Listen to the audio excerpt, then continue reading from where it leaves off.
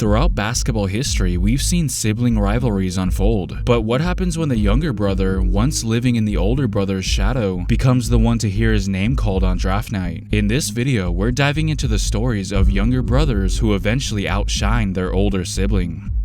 While the basketball world knows CJ McCollum, the smooth-scoring NBA star of the New Orleans Pelicans, few know about his older brother Eric McCollum. Growing up, he and CJ were inseparable, whether they liked it or not. He was annoying, but I loved him. I wanted to go play with my friends. A lot of my friends, some of them are older than me, so I would try to go play and I would try to make him stay inside. And my mother would say, if he can't go, you can't go.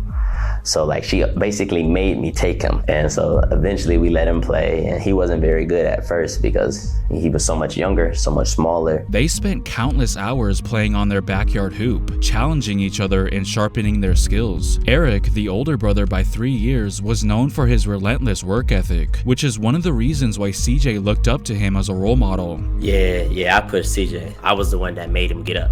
I woke him up out the bed. I was like, yo, we gotta go work out. And he'd be like, I'm tired. I'd be like, get up. And we go outside and we shoot. It was just constantly pushing him. And I just used to bully him when we was younger, just hard on them, tough, just dogging him. At Glen Oak High School, Eric was already showing signs of being a dynamic scorer. Despite not getting the attention of major D1 schools, Eric found his place at Goshen College. Over 4 years, he made history as the school's all-time leading scorer. His ability to light up the scoreboard caught the eye of scouts, but not enough to land him in the NBA. Meanwhile, CJ was making waves at Lehigh University, eventually leading his team to an unforgettable upset over Duke in the NCAA tournament. He never even beat me in the game of one-on-one until his junior year. He beat me in one game. He still couldn't beat me in the city, but he caught me slipping one game, and he was so happy. And that year, that's when they beat Duke, and he dropped 30. That's why after he beat me one game, I said, you ready now? I said, you still can't mess with me, but you ready. After going undrafted in 2010, Eric took his talents overseas. From the very beginning, he proved he could score at a high level. And there's no better example of that than his legendary performance in China. On January 30th, 2015, Eric exploded for 82 points in a single game, setting a CBA record. To this day, it's one of the highest scoring games in professional basketball history. I think my social medias were going crazy, notifications, interview stuff. People were calling me friends, and they were asking me if it was real, and I was like, yeah, it was real. And how did you do it? I'm like, it's an out-of-body experience. You just get in the zone. He revealed that he actually received an offer from the Atlanta Hawks, but the deal didn't seem all that enticing. I had an offer from the Hawks to be third point guard. At this time, they had just drafted Dennis Schroeder. They told me he was our number 2 point guard. He's playing. Jeff Teague was making 50, 60 million, and they was like, he's playing. We're going to be honest with you. There's no minutes for you. Maybe you might play 5 to 10 minutes a game, but most likely you ain't going to play a lot because we got to develop this young guy. And we ain't going to let no one get in his way. And Jeff Teague is the guy right now. I turned down the Hawks. It wasn't even just about the money. I would have took less money if there was a role for me, but in the third point guard in the NBA doesn't play. DNPs. If you'd have gave me a multi-year deal, I would have said, okay, I'm in your plans. But they was only offering a 1-year deal. And I was like, nah, I'm okay. Despite their different paths, Eric and CJ have remained incredibly close. They often train together in the offseason, with Eric reminding CJ that he's still the big brother. Brooklyn is the heartbeat of basketball. For decades, this borough has produced many legends, but one name often left out of the conversation is Jamel Thomas, a gritty scorer who dominated on the court yet never got his full recognition. His younger brother, on the other hand, Sebastian Telfair, was seen as the future of basketball. At Lincoln High School, Jamel was a force, known for his scoring ability and leadership. His performances earned him a scholarship to Providence College, where his game reached another level. At Providence, he finished 3rd on the school's all-time scoring list. In 1997, he helped lead the Friars to the Elite 8, where he knocked down a gutsy three-pointer from the corner that tied the game against Arizona. He was expected to be selected in the 1999 NBA draft. Well, you look at the second round, you would think that there's not a lot of good players here, but Jamel Thomas from Providence, I like his game. I think these guys are steals if they fall down any further. But despite his incredible college career, the NBA didn't come calling. I remember that day clear. We was all in the house when we was watching the draft, and we was reading the magazines. He's gonna be between 10 and 15 and things like that. So we just knew he was gonna get drafted. And we all sit here and we wait for his name to be called, and it never got called. I didn't even get picked up at all. You know, the whole house was crying, and it's like, what am I supposed to do? That experience, probably the worst day in my life. Jamel went undrafted, and although he ended up playing in the NBA, he never secured a long-term contract, only playing a total of 12 games in the NBA. Instead, he built a career overseas, playing in Italy, Turkey, and Greece. I'm on my way to Greece to play professional basketball, and the reason why I have to go, because I provide the money for my family.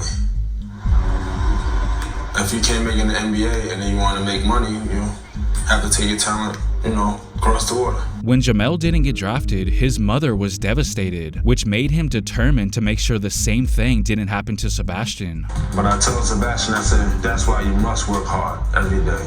You don't want to happen to you what happened to me.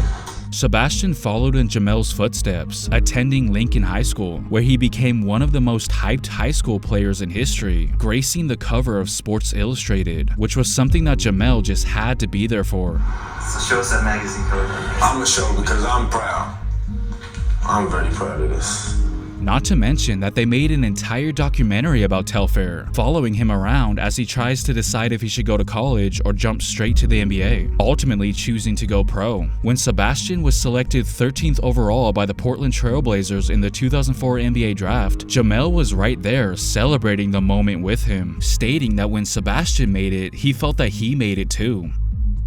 Michael Jordan once said that only Kobe Bryant could beat him in a one-on-one game because he stole all of his moves. But long before Jordan even met Kobe, someone else was easily beating him in one-on-one games, his older brother Larry. You see, Jordan may have ended up being the best player of all time, but at one point he wasn't even the best player in the Jordan household. Michael admitted that Larry was the better player growing up. The biggest influence on my professional skills, the basketball skills, was my brother Larry, and he used to beat me all the time, being at 5'7" and I was maybe 5'10". Some say that Larry actually had the edge in athleticism, to the point where MJ's high school coach said that if Larry had been 6'2" instead of 5'7", Michael would have been known as Larry's brother, instead of Larry always being known as Michael's brother. But obviously that wasn't in the cards for Larry, as he ended up playing college ball at UNC Wilmington. In 1987, Larry was drafted by the Chicago Express in the now defunct World Basketball League. And in Chicago, the team drafted a Jordan.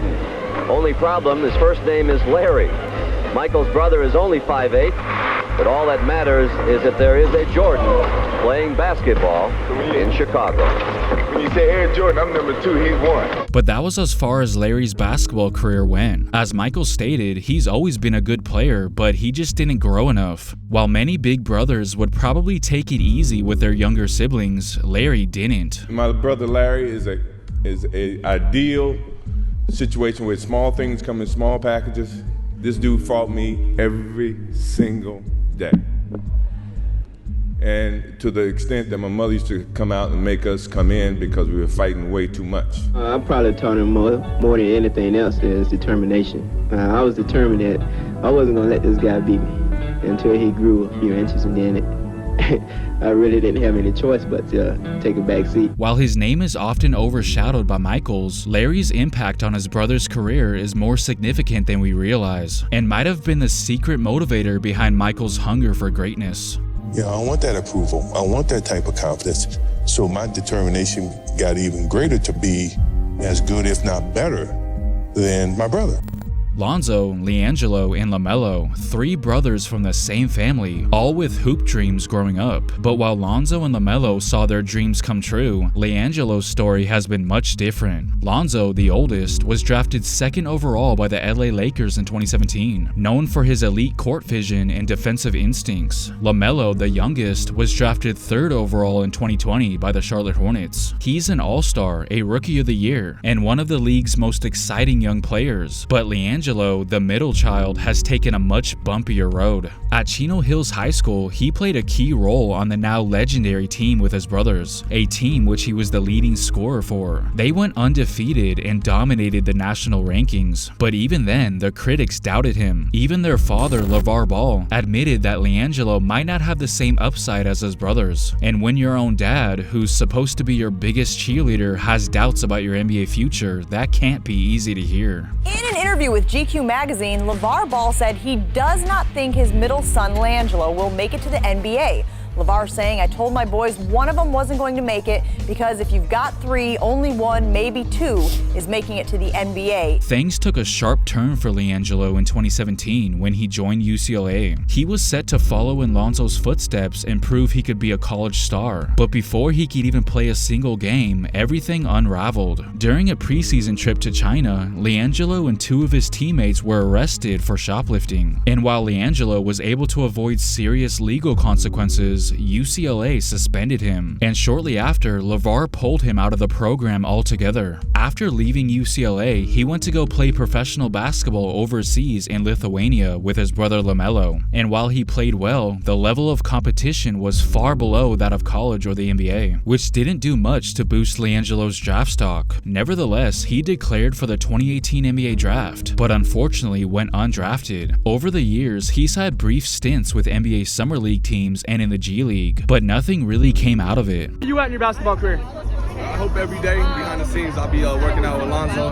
work out with Melo when I can. So nice. I'm always getting NBA workouts in, so I'm just waiting on my call for it. Cool. While he hasn't broken through to the NBA yet, he remains determined to keep chasing that dream, no matter what his family says. I'm his big brother. I gotta, tell him the truth. You know what I'm saying? I think his path is overseas. Would you ever play it back overseas or no? I've been thinking about it for real. Like if I want to get a call from the G League, I feel like if I go to the G League, I'm gonna carry myself. Like I only need a shot, bro.